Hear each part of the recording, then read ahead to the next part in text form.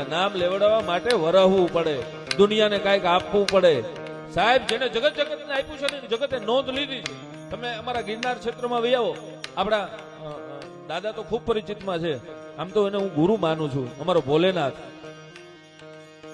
એ જગ્યામાં બેઠા બેઠા અને સાધુ કેવો હોય, બ્રાહ્મણ કેવો હોય, ઋષિ કેવો હોય, એની વ્યાખ્યા જો જોવી હોય તો એકવાર ભોલેનાથના દર્શન કરી આવજો. સાધુ છે ને બાપુ, એ ચંદન જેવો હોય, ખુદ ગહાઈ જાય અને જગતને શીતળતા આપે, દુનિયાને સુગંધ આપે, શીતળતા આપે. અમારો ભોલેનાથ બેઠો બેઠો ચંદનની જેમ ગહાય છે, પણ અસ્તિત્વ નોંધ લઈએ. હમણાં જ રાજીપો તો એટલા માટે આજે અહીંયા જાહેરમાં કહું કે દાદા ખૂબ એમના નજીક છે, એટલા માટે તમે વિચાર કરો. આપને કોઈને ખબર નથી, કાલે રિલાયન્સ નો જે કાર્યક્રમ હતો ને ચોરવાડમાં, એમાં માત્ર ને માત્ર કોઈ એક બ્રાહ્મણને કે ઋષિને આમંત્રણ, એના આશીર્વાદ લેવા માટે હોય તો એ આપણા ભોલેનાથના હતા. સાહેબ જોરદાર તાળીના ગડગડાટથી ભોલેનાથને વધાવી અને ઈ આવીને પગે લાગ્યા. તમે વિચાર કરો, આ દેશનો ભૂદેવ હોય તો કેવો હોય, દેશ